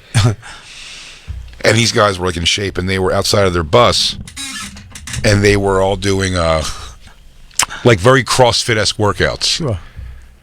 And I walked over to them, and when I was like, "Oh, this will be a good like in with these guys," and they're like doing like their low weight, military presses, and I walk up, I go, "Oh, you guys do CrossFit? I started doing CrossFit too, man. It's a pretty crazy workout, huh?" And the guy just goes, "CrossFit's to lose weight, brah. We're just working out. Just like leave us alone." And I went, I walked 30 yards to go to him, and then a slow walk back with my girl in tow, who's like kind of laughing at me too, which is like, that was awkward. Thank God I didn't say anything. I'm like, You were so shitty. It was so rude. That guy who said that to me went to jail for hiring this religious guy hiring a guy to kill his wife. That guy, the guy was a dick to me. So I guess it went as good as it could have went, right? He didn't kill me. Yeah. He didn't pay a guy to kill me. Yeah, he came out. Were you going to jump in with them if they were like, "Hey man, grab some dumbbells, jump in"? It wasn't not one of my possible outcomes in my head of possibilities. I wasn't gone that I was like, these guys probably going to become workout buds. And they're like, he basically went, "You're fat. You do that because you're fat. Yeah. Leave me alone." Yeah, you eat it every morning. You do a thing fat people do to stop being fat, but you're still fat. So get away from my weights, please. Yeah, we're rock stars, you fatty, fat. You thought every morning, "Jay, let's go. Time to work at 6 a.m. All right, time to clang and bang, guys. I'll see you on the main stage, huh? King. That sucks, dude. So shitty. Were you on a bus with him? Not with them, no. You had your own bus? No. Who were you with? Production, so like 12 people. So 12 dudes who smoke and... That was the least of the issue. No, actually it wasn't a bad thing because it was crew. Did you have a bunk? So Did Lewis and Dave go with you? They were in the... No. They just went to the show. Yeah, Christine came on a couple. So you slept in the little bunk with him? Couldn't imagine how it's possible now. Yeah. I couldn't even see, like, I did the tour last year with Bert on the, but I like the bunks. I'm fine with it. I like I love the bus, but a second person, I don't know how the fuck we did. I just really wanted her to come, to not be by myself on that tour and stuff. And we were pretty new dating, so I was like, we'll make it work. So I think like that excitement made it work. Like right now, I'd be like, Christine, I'd rather not see you for 8 months than share that bunk with you. Well, what was really, because it was production, everybody was like in bed by like 11 p.m. So then you kind of had the whole front of the bus. We had the whole front of the bus to ourselves. And we would try to fuck and not get caught. The driver also smoked, so we were able to go up and smoke with the driver. So it was kind of, we just stay in there till like we were so tired we couldn't keep our eyes open and then go in the bus. Then I just love like cronk out. I think I love the tour bus. I loved it. I love it. It's freezing. It's freezing cold in your bunk. I love that. I loved rocking away in that little coffin. Yeah. And stop when I hear when it's and it stops at some truck stop, and you just run out, get some stupid shit, and come back in. Oh yeah. Yeah. Waking up having coffee in the morning. Yeah, every middle of the night it would be like you'd hear the tss, like Walmart, and I mean Walmart is. It's the best. What people get excited for on tour most is on something like that is a Walmart. In the middle of the night, you just go and stock up on no one else is in there. Yeah. All these things you think you would never buy from Walmart, mac and cheese, like shit like that. I would buy an outfit every time we stopped. Every time I'd have a brand new outfit. I love Walmart. I remember the kid I was with, he didn't have a pipe to smoke his weed. We stopped at Walmart. From my days of making bongs, I was a master bong pipe maker when I was like 13. I could take a pencil and a fucking tampon and make a fucking pipe out of it. And I went in, I just got all the stuff, and I made him a pipe in the parking lot. What'd you make it out of? I made it out of they had the hose replacement things, the little netting, and what the fuck else did I get? I don't know. It was a pen, a big pen, and there was what the fuck was it? It wasn't tinfoil. It was something else. It was something metal that I got. I forget what it was. Can I tell you What the fuck was it? how much extra work you've done that you don't need to do if you want to make something to smoke out of? Very easy. Sure. At a Walmart, particularly. An apple? Apple. Yeah, I know, but I did the manly one. That's manly. An apple's a fruity pipe. And then a guy, If I saw a guy in a San Diego smoke shop showed me, because I always use a pen, to make the hole in the top of the apple and then the side so they connect. Yeah. So it's a bowl basically. And then the guy goes, "Oh, if it's a pen you don't give a shit about too." He's like, "Take the pen part out of it and you just have the tube. Sure. And you put that in the hole and now it's an actual pipe." Yeah, that's what I use. The pen, the hose, little fencing, right? Mm-hmm. I just forget what I put it in though. I put it in something cool as shit. I made a legitimate pipe though. Yeah. Like it was nice. Like he Yeah, the had that for netting. the rest of the tour. I used to make all kinds of bongs, like vases. I used to sit with my mother's vases and twist a knife into the glass and pour water and twist. Take me hours to make get a through. bong. Yeah, I'd make bongs. My mom took all my paraphernalia, bongs I made from stuff around the house and took it into the judge the first time I got arrested. To turn you in? Yeah, she goes, "Well, what do I do with him?" And she put that all on his desk. Ugh. And he said, "You should let him go through the system. Don't bail him out." And she said, "Great." She did it. She let you go through the system? Yeah, she let me go. I remember my bail was $10,000. They reduced it to I think $10, and she was like, she didn't pay it, and the judge was like, I'm reducing it down. She goes, $10 due today? All due today? Yeah, she said no. Take him. Really? Yeah, all my She scared friends- straight at you. I went to jail that night. Do you could she have governed this thing differently for you, or do you No. think you needed that? All my friends are either dead or still fucked up. Legit, I'm the only one that made it out. legitimately no friend Sober. from when you were younger. I think, yeah, sober, yeah. They pretty much all have gone back to drugs or drinking or dead. Really? Yeah. You still friends with a bunch of them?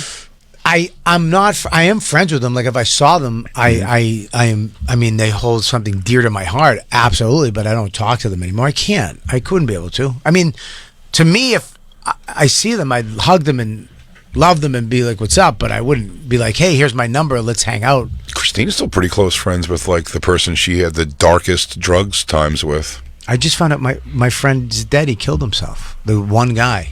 Really? The one guy that was the guy is gone. Who got out also? He was like my Fonzie. Okay. You know what I mean? Yeah. Yeah, he was just the coolest Italian kid. Blonde hair, Italian, good looking, squinty eyes, smoked cigarettes, cool as shit. I mean, just a cool motherfucker. Yeah. Hey, Bobby. Suicide. Yeah, killed himself. Yikes. I just found out this month. Really? How'd he do it? I don't know, because I was at my gig and at Off the Hook, and this kid comes up. He's like, "Bobby, you remember me?" And that always scares the shit out of me. Right. Because I'm like, "Ah, fuck, is this some dude's?" You fucked my mother. Yeah, exactly. Dude, remember you fucked my mother in the asshole and you left her on the park bench? You said you'd be right back? Yeah, I do remember that. Yeah. Is that you? Yeah, You're the kid? It wasn't her asshole. It was her pussy. And I'm your son. I'm your son, Ricky. You love cream pie so much, you cocksucker. But it was one of the kids that I lived above. Mm-hmm. Him and his brothers and his father.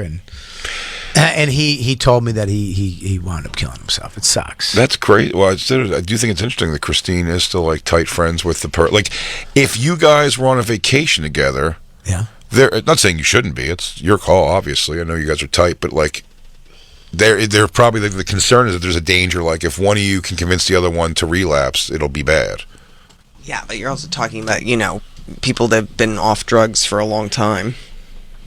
I think your friend Emily could definitely get you on drugs again if she wanted to. No. Absolutely.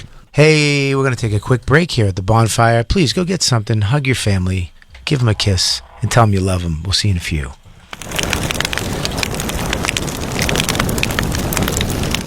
Don't be a hard rock when you really are a gem, baby girl. From the female MCs who laid the foundation to the ladies making history right now. Sirius XM SXM's Queens of Hip Hop is a channel dedicated to the women that rule the rap game. Queen with a crown that be down for whatever. Queens of Hip Hop. Watch the queen count. One of more than 200 extra channels. Listen on the SXM app, included in all trials and popular plans.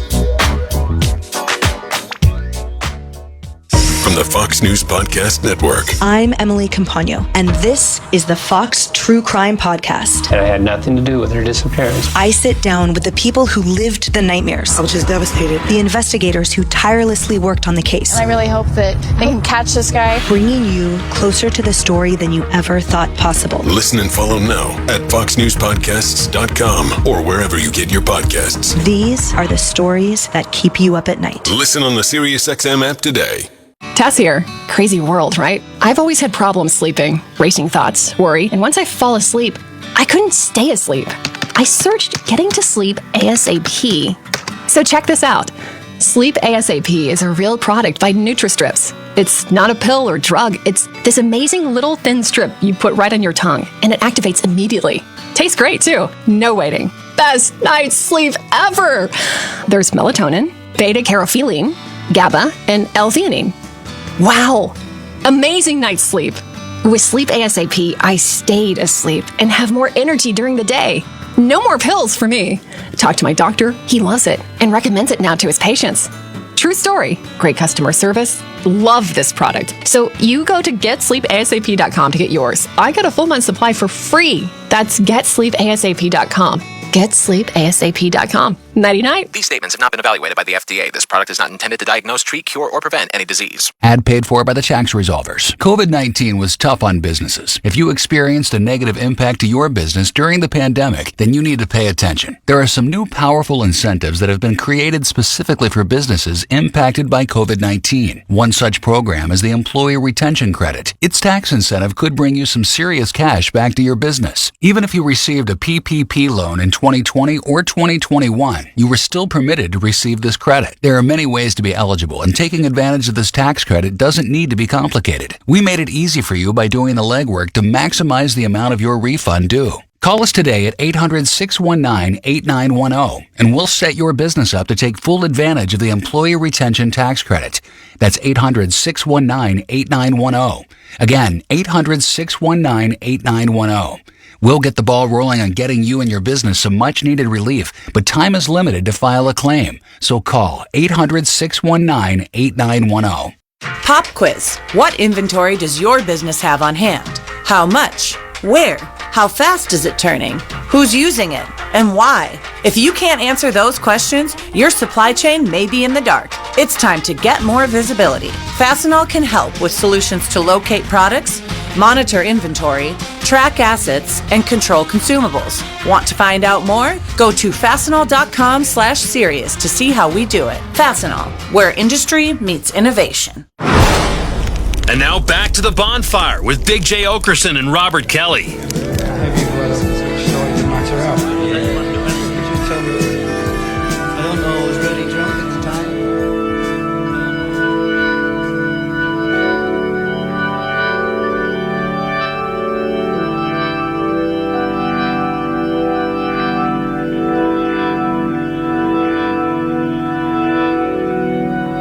What? What is that? Well, he would be on the streets. We never, ever on the streets together, but we were very similar. But he was older than me, a little, And we actually wound up hooking up on the streets one time, and we became really close. And then I got sober. He called me in my rehab, and was like, "I'm coming there." And he got sober too. Mm-hmm. But then after he got, I thought he was coming to get you out. I'm pulling up. Run. But after he actually got me into some, we were hanging out, going to meetings, but then we wound up, he'd be like, "We'll go to the track. Let's go to the dog track." I was like, "Hey, yeah, I don't really want to know what a trifecta is, dude." Not I yet. just came from a step meeting, I just, I let go of my will, step 3, and then he took me around the loop in Lynn. There was a loop. They called it the loop, and it was all like $20 hookers. Nice. Yeah, no. I mean, boo. I mean, yes, on the deal. What has happened to the street walking hooker? Internet. That's it. Gone. You don't need to be on the streets. No one's on the side of the road You don't need a pimp anymore either. But the side of the road, thing was you could also get people to make like more. It's why stores still exist. You know what I mean? You can get to make more impulse buys. You could still do it. I still see them. We saw them. I was just in. When I used to go down to do. I was in Tampa. They had them. They had them in Ybor City. Really? Yeah, I was during the day. Are they hookers? I mean, Ybor City is, the fattest, slinkiest dressed Hispanic people I've ever seen in my life is in Ybor City. I seen a black chick with an orange satin dress on around noon, walking around an empty field near a highway. You know what I mean? I'm pretty sure. Okay, she's a hooker. I'm pretty sure she was a hooker, dude. All right, I'll give you that one. As soon as we drove by and we rolled the window, she started like fast walking towards the car. When I was younger, the bad neighborhood near it was Cherry Street, because they were doing some construction thing on a barber shop in Ohio where my dad lived and his brother-in-laws. Yeah. This one place where we were like doing was a bad area of Cleveland, and they were there was street walking hookers there. When I first moved here, I used to, the same way I would do it in Camden, New Jersey, I would drop Kevin off at night, Kevin Hart, and then drive back to Jersey and be exhausted. So I would drive through Camden, New Jersey, right on the main strip, Broadway, and look at the street walking hookers. And that's the, if you have the $40 pussy person, Lou, like that's like, it was just scuzzy. Scuzzy. Not really like. That was blowjob. You wouldn't be, but I wouldn't even be banging around the idea of like fucking. It was more to stay awake and just be alert. Like, look at this foot it. So it was more just to watch it, and I would do that when I would come back from gigs at night. Maybe even when Isabella was born, just because she was a baby, and it was like, when you go home, it's going to be, got to deal with baby stuff right away. So I would smoke another cigarette or two in the car and drive around Queens Plaza. Yep. I don't know where you would possibly take them. You take them in your car. Or is a good spot. You go. It seems like it's pretty populated out there. Go to a parking lot, outdoor parking lot. They used to have an outdoor parking lot on the West Side Highway, and you just paid $10 to park. Oh, yeah. And you go in the back. He knows what you're doing. Not that I ever did it. He knows what you're doing. Well, I mean, the other people are doing. Yeah. I was just parking. You go to the parking lot, drive in, park, do your business, and leave. FYI. If that's your thing. How many guys just went like this? That's a great idea. I think 2 blocks maybe from where I live currently, me and Keith Robinson and I think Kev, we sucked each other off. All three of you? We were driving over there by the West Side like that, and I saw what I thought maybe was like the prettiest hookers I'd seen. I'm like, oh, here's like, they seemed like it was like white girls and Hispanic and just like looking like sexy almost. Right. And then Keith goes, yeah, it's all dudes. It's all men. And I was like, nah, that's not a man at all. He goes, ask. And I pulled up and I go, hey, my friend over here, like, wait, you're a woman, right? And she goes, no, baby, chicks with dicks. Or chick with dick. And I went, and I just drove off. You had to push your heart on down? Oh, my black friends are here. Are there still in Jersey streetwalkers? I haven't seen a hooker in a long time. Yeah. The hooker hotels exist, though, still. On Route, is that 1 and 9? What is that? Oh, just the hookers in the hotel. Okay. No, not the hookers, but the hotels that are for... Yeah. Like, why would you stay there if not to do something grimy? You got to be careful with those because there's always a guy in the room next door that collects the money, and sometimes they'll jack you up. You know what I mean? Like if they say give me the money, which you usually do before you do the deed, then the guy will come in and go, let's go beat it, and you're like, what are you gonna do? Call the cops? No. You know what I mean? Me and Craig Gass on the road one time. Sucked each other off? Sucked each other off. Nice. Same place, too. Oh, it's really crazy. Weird. Something about that parking lot, man, does it to me. It's like a tradition. I can't wait till we go there. I paid my $10 to park. I'm getting off. Did he suck you off as Gene Simmons? I'm blowing you. I'm Gene Simmons from Kiss. Craig Gass and me were on the road. This is Craig Gass, like full drug addict Craig Gass. Far beyond what I knew. I was young and didn't really get it. I was like, this is the guy from Howard Stern Show. This rules.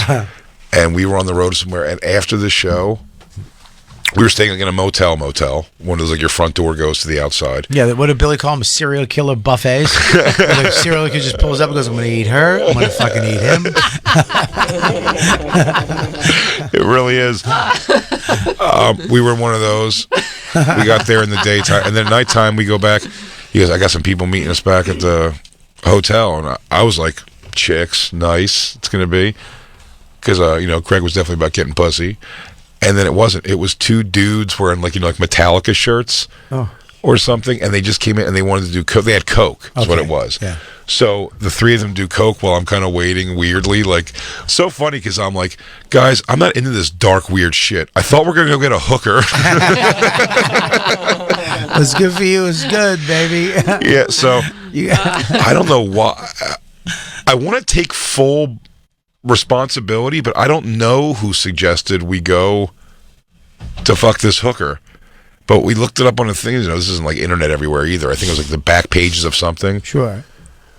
Or maybe it was early. It might have been early internet, and there was like a Craigslist thing or something. Probably must have been. It had to be because it was like, come to this hotel room. I'm working out of this hotel room, and four of us go to a different sleaze motel. And when we walk through the door of the place, there's a girl there. She wasn't even what I recall being like awful looking. It wasn't that. It was when the timing was bad. When she let us in, right? You just saw the bathroom door closing, not her in it, sure, closing, and when it has, it's like you couldn't go in the bathroom at all. Yeah, and you're like, oh, there's a guy in there like waiting with a gun probably, and we just kind of about faced that's and the left. pimp. That's the pimp. We about faced and left. He's just waiting in there so you don't rape her and kill her or rob you. I fully get it. I fully understand what his job. To me, it just felt like also. Yeah. We were a bunch of schnooks, three of them all yacked out on fucking coke. Yeah. That I was like, also could have just been a very simple rob. Again, this guy comes out with a gun and says, empty your pockets. What are we going to do? Call the cops? Like, we went there to fuck a chick for money. Yeah. So it's smart. But when I saw that thing, like that bathroom door close, I'm like, there's somebody in here. Yeah, go. And she was like, kept saying no. Do you know what I mean? She's like lying, yeah. Yeah, she was saying no one's in there. And I'm like, let's go to bed. She goes, no, please don't use my bathroom. It's like, we're out of here. You good job. Yeah, I would have stayed. I have no strength. I feel bad. Like I don't have enough. I have not enough confidence to be like. If she was like, "There's nobody in there," like, "Oh, okay, maybe there's nobody in there," and the whole time I would have been petrified that somebody was coming out. It's just you gotta have one situation that takes you. I think I told you this one before. Takes you out of your way. Mine was Alaska, where I took that girl. She was like, "Let's go to a party at my brother's house," and everybody got too drunk. Not me. Everybody else got too drunk and couldn't drive me back to my hotel. Then I'm just looking for a ride frantically back to my hotel. There's nothing to do anymore with getting pussy. You're in the tundra.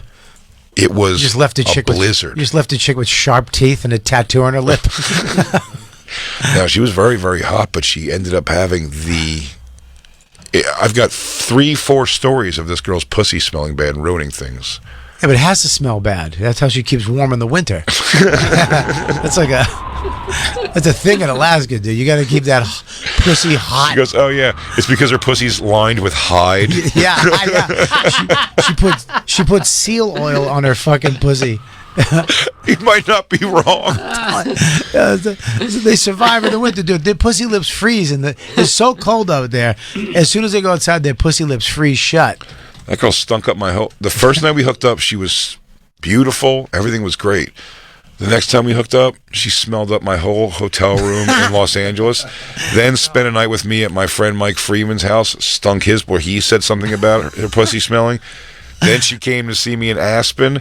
Stunk up my room so bad that I tried to occupy her. That's when I think I told you that. We went to Patrice's room, and he was trying to get her to stay. He was telling her she should stay. Yeah. And not go home. She was going home like a day or two early before Aspen was over, but I was like over her shoulder going like trying to say no to him. And then she went to the bathroom and I was like, I'll explain when she leaves. I'll tell you what happened. And I dropped her at the airport. And then when I got back from the airport, I said to Patrice, I told him the story. I was like, her pussy smells really bad. And he goes, he didn't even think about it, but when she went in the bathroom in his place, stunk his bathroom up, he called like the cleaning people to come up and like clean the bathroom. Get one of those cigarette machines, ionizers.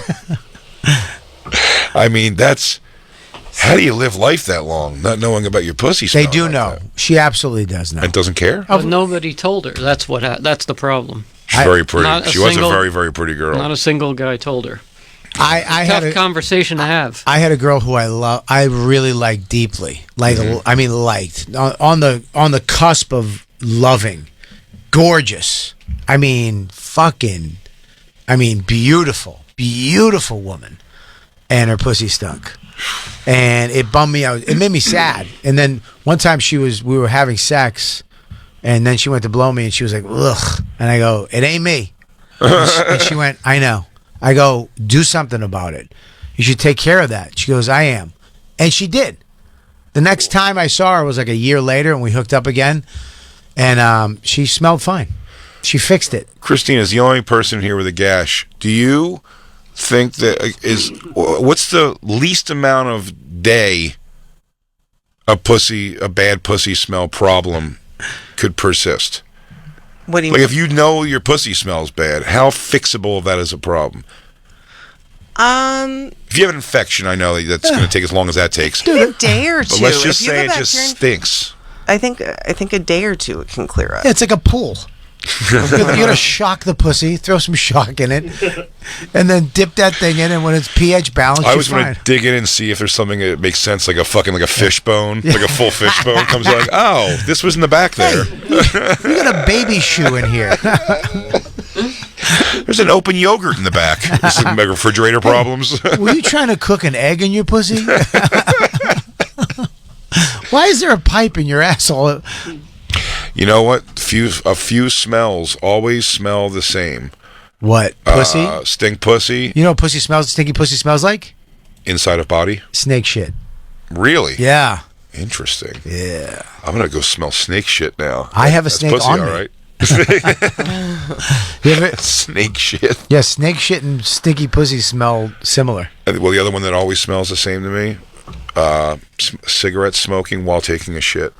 Doesn't matter. Everyone's shit can smell different, but if you smoke cigarettes while taking a shit, that is one smell. I love making out with a girl who smoked. Really? Oh, just fucking that dirty, smoky tongue. Me too. I love dude. it. Me too. I love it. I don't know, there's something about Really? it. It's sexy. There's something dirty and sexy about it. I think a girl's got a little booze on her breath. I don't mind that. I don't like that. I don't mind that. I don't like that. That makes me... And I hate a girl who drinks wine and her lips are dehydrated and she has red lips. Wine's not the... You just smell the alcohol sort of on it. So it's like... It's weird. I can't drink at all like whiskey. I don't mind the wine. I can't get whiskey, but like if a girl's got like whiskey breath, I don't know why I find that like hot. I don't like that. The wine, I don't mind the breath. I just don't like the dehydrated red lips. Oh, yeah. Where it's like... And there's like a red line... Like it's like lick your lips. Yeah, go You know get a what I mean? grip. Yeah, like you ate cake and you didn't wipe your face. Drink a fucking glass of water, you scumbag. Yeah, yeah. That's how you got to talk to him these days, guys. What a fucking fun show. That went fast, too. It's over? It's over, buddy. Stop Am I right, Lou? Yeah. Yeah. Now we have to get a little break before we go to the live show. I got some fun live stuff, too, to talk about. Okay, we have a guest. We do have a guest coming in. It already happened, so you know who it was. Sorry. Christopher Rock. Yeah. Coming and explaining how the joke got fucked up and how they fixed it. All right. Well, we got to wrap this thing up. Another fun one in the books. Bobby, I love you so hard. Jay, I love so you. Hard. I love you just as much as my son. If you could, Lou. I love you, Jay. I love you so much. I love you so much. It's not your fault. When something did. I started crying. It's Jim Norton and Sam Roberts. I don't think Titanic sucked. It was horrible. I did get caught crying at it recently, which was... Recently? The old bitch was hateable. Throwing all that money into the ocean. She's hateable. You shouldn't be crying at that movie in this millennium. I totally agree. Something's happening to you with the turbulence and the emotions. I'm a woman. I'm a menopausal, fucking blubber-sided woman. Yeah. It's Jim and Sam. Weekdays at 8 a.m. Eastern, or listen anytime with the SiriusXM app. I mean, do you love baseball? Opening day is coming, and SiriusXM has all the bases covered. You'll hear every MLB game on your radio and your hometown announcers on the SXM app. And the Houston Astros do it again. And get expert analysis plus interviews with managers and players on MLB Network Radio. This is Aaron Boone, manager of the New York Yankees. Dodgers fans, this is Mookie Betts. Catch it all on Channel 89 and the SXM app.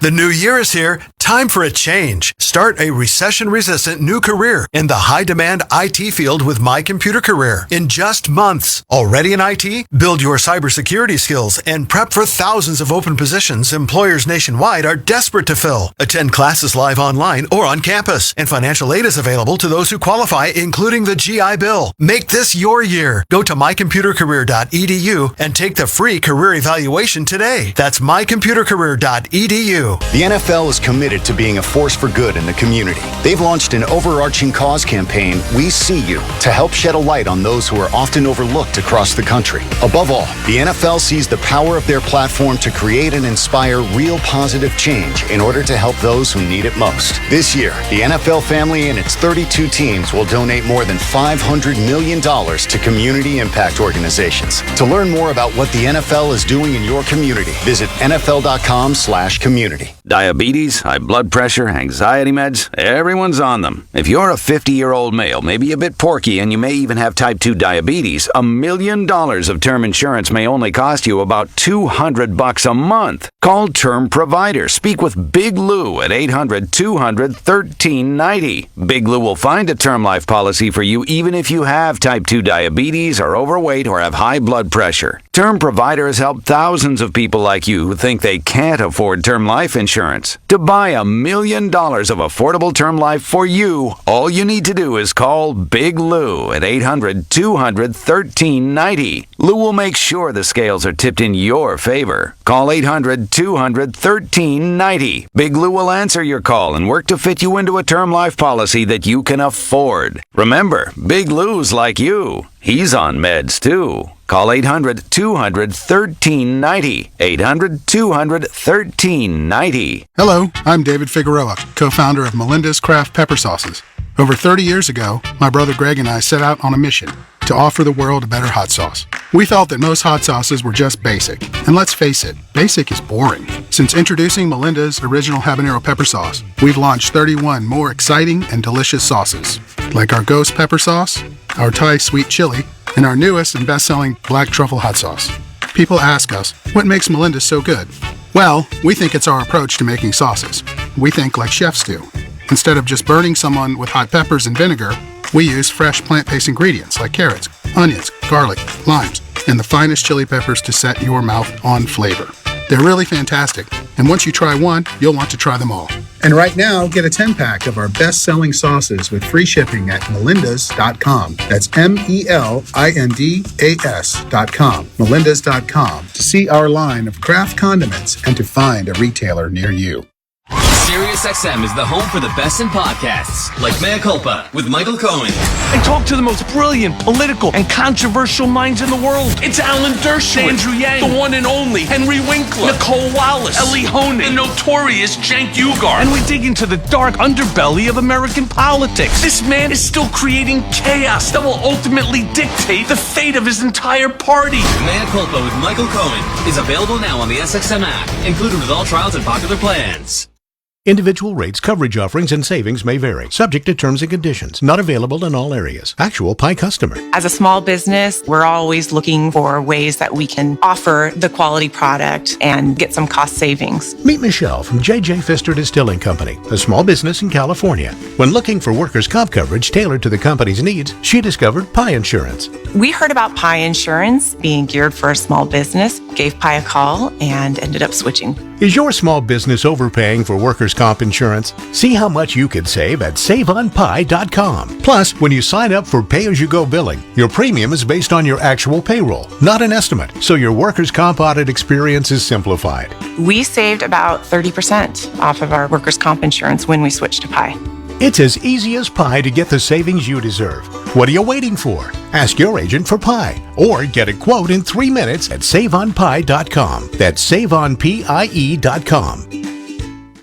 Are you kidding me? Gas prices are up again? Somebody has to do something. Well, someone did. That's why I use Upside. Upside? What's that? It's a free app that pays you back real money for every gallon of gas or diesel you buy. I just earned 25 cents back on every gallon of this tank. Hold on. So the Upside app is free and you actually get cash back every time you use it? No strings attached? Yep, it's awesome. Check it out. It only takes a couple of minutes to sign up. Instead of just watching your dollars go into your tank, start putting money back into your wallet with the free app from Upside. With the price of gas today, it's big news and big money. To cash out of your Upside cash, just transfer it to your bank account, PayPal, or a gift card. Upside users have already earned over $200 million. Now it's your turn. Download the free Upside app and get cash back on every gallon of gas. Use promo code FOOT for an extra 25 cents per gallon on your first fill-up. That's code FOOT. Use code FOOT for an extra 25 cents per gallon back in your first fill-up. Cashback's not available in gas in New Jersey and Wisconsin. If you owe the IRS or state, if you've received a levy or garnishment notice, the worst thing you can do is ignore it. The problem isn't going away. The longer you put it off, the more penalties and interest keep piling up. So what should you do? Call a company that can help. The experts at Rush Tax Resolution know how to fight the IRS and win. Rush Tax is A+ rated with the BBB, and they have an incredible zero complaint history. They've helped thousands of people put an end to their tax problems for good. And if you're a business owner and owe payroll taxes, did you know the IRS can shut you down and come after you personally? Rush Tax helps business owners stay in business. They've even been able to stop levies and garnishments the same day. Call 800-485-3021 now, and Rush Tax will tell you upfront and for free if they can help. And they only take cases they know they can help. 800-485-3021, 800-485-3021, or rushtaxresolution.com. And now, The Bonfire with Big J. Oakerson and Robert Kelly.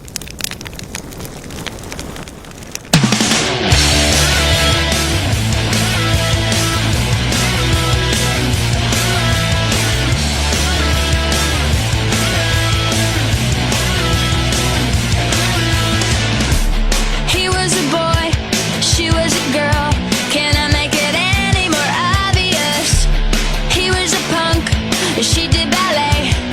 What more can I say? He wanted her, she'd never tell.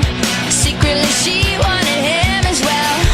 And all of the friends stuck up their nose, and they had a problem with his baggy clothes. He was a skater boy, she said see you later boy. He wasn't good enough for her. She had a pretty face, but her head was off his face. She needed to come back down to her. 5 years from now, she sits at home, feeding the baby, she's all alone. You're right, Bobby. This was the right song. It is the right song. It just right. Yeah. It gives you a hope for some reason. Gives me lots of hope. It's the Bonfire. Faction Talks here, XM 103. Big Jokerson, Robert Kelly, the whole crew in the house, doing their things they do. There are assorted things they do. We're all here. Jacob's looking frustrated with weather. Black Lou's filming. I might have something to do with it. Christine's in a weird state of standing and sitting because of her back. And Lou on the ones and twos. You may have upset Jacob? Not upset him. Okay. I might be a little cause for some of his stress. No, you had nothing to do with it. Okay. All right. I'll go with that. What do you think happened? He was helping me sign into the Pentagon Sirius XM database. Yeah. And there's a lot of stuff that goes into it. What were we going to see? I'm sorry. I think I interrupted you too because you didn't comment on my jacket and I saw it in your eyes. Yeah. It's awesome. Thanks. That's all. What's the company? This is called Cool Ass Fucking Jacket Company. It is a cool ass fucking jacket. Yeah. It's got like the 80s. Everyone sort of liked karate, but nobody did karate vibe. Sure, yeah. Everybody liked dressing karate, but no one did karate. Yeah, it's like after it says Japan on the back.